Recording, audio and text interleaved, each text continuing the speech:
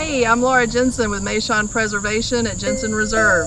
I'm out here in my front large pasture today that's about 3.5 acres. I wanted to show you what it looks like and what it's like to actually raise pigs on pasture. Many people are concerned that the pigs are going to just totally destroy their pasture. So we're going to scan this pasture as far as give you kind of a view of the entire thing, and I'm going to keep talking about it as far as the pigs that I've had on it over the years. So I've had pigs on this pasture on the whole for probably about 3 years now. So you can see that 3 years with the Meishan, it doesn't look like craters on the moon like some pigs have. We still have lots of grass. There's nothing that's destroyed. So we do have wallers in some places where they do till just a little bit. They're considered shallow rooters, meaning they only disturb the couple of top inches of the dirt, and we'll zoom in on that in just a minute. But I just wanted you to see that in 3 years of having pigs here, that the pasture is not destroyed. Right now I'm probably running about 30 pigs out here. This is my gilt grow out pasture, which means that these are the babies that we weaned, that we didn't want to go through the cattle panels where we were talking about that we had hog panels out here for them.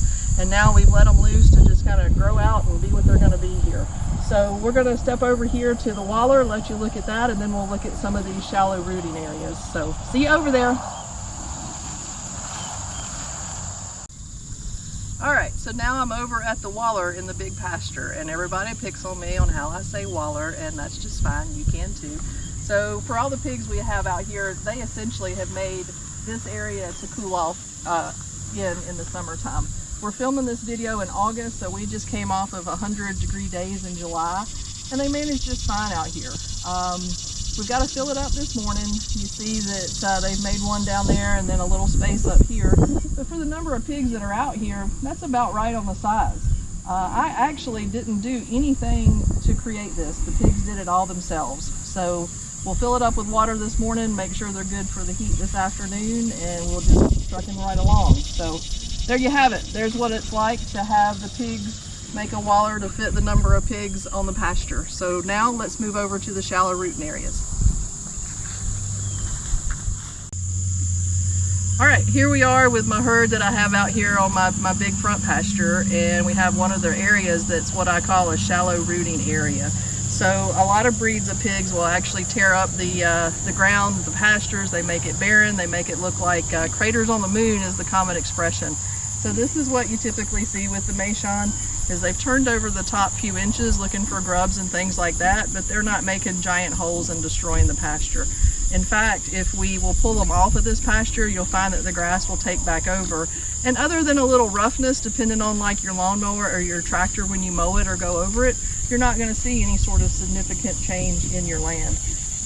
Hey, cutie.